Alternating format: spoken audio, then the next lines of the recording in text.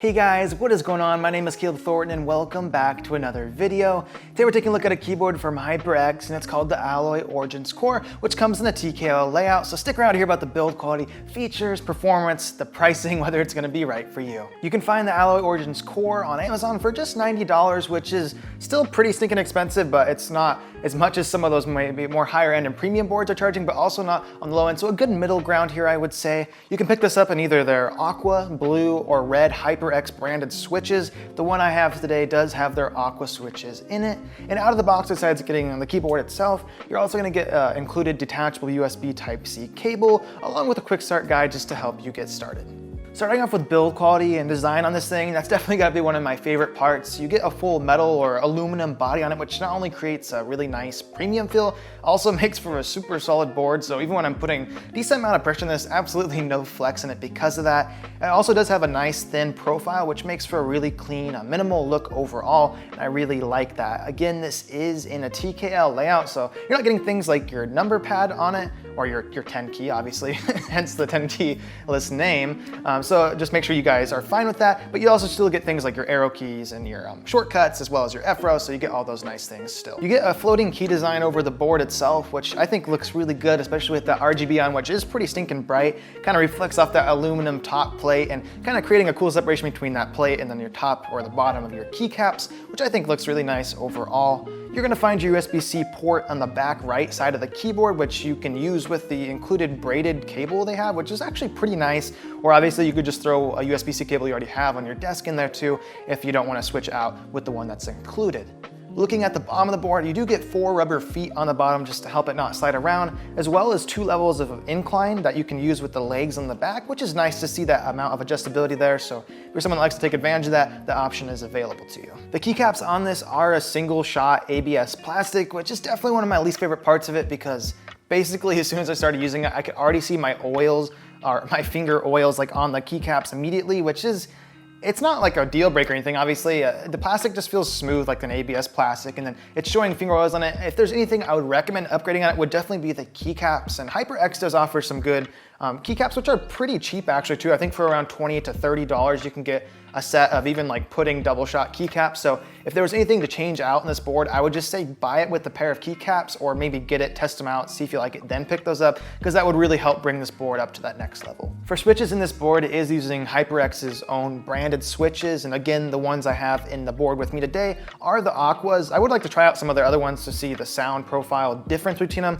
This is going to be their more like tactile switch, but not being clicky either, kind of comparable to maybe a brown as far as that being between like a red and then a blue. I would like to try out some of the different ones, but the aquas are in here today, and I'll go ahead and give you guys a sound test right now though before we talk any more about them.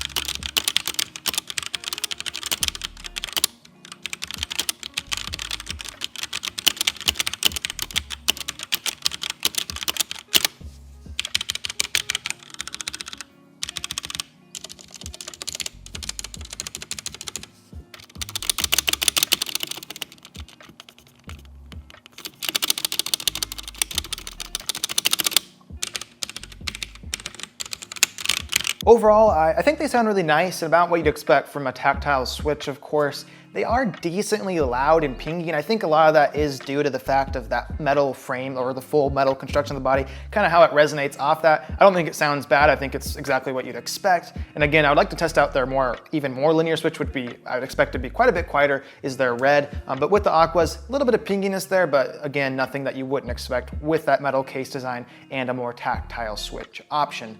As far as like statistics go on the switch itself, it actually is exactly the same as their red linear switch, which I was kind of surprised about, with a 45 gram actuation force, as well as 1.8 millimeters to the actuation, and then 3.8 millimeters for a total travel distance, as well as getting an 80 million key press life cycle. So good luck ever reaching that. That's a ton of key presses you get there. Along with that, you do get 100% anti-ghosting as well as full in-key rollover. So no worries about not having keys activate for you, no matter how many you're holding down. The stabilizers on the board itself are okay.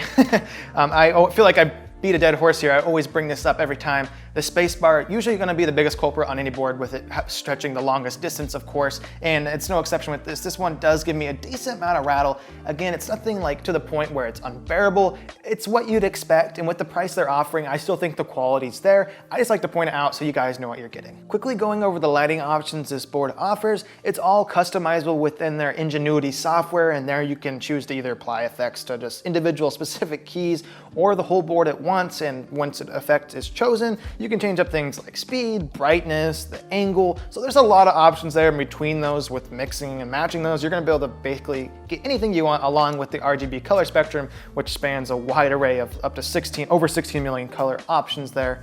You also can save up to 3 different profiles, and those can be saved on the board itself, which is really nice to see included.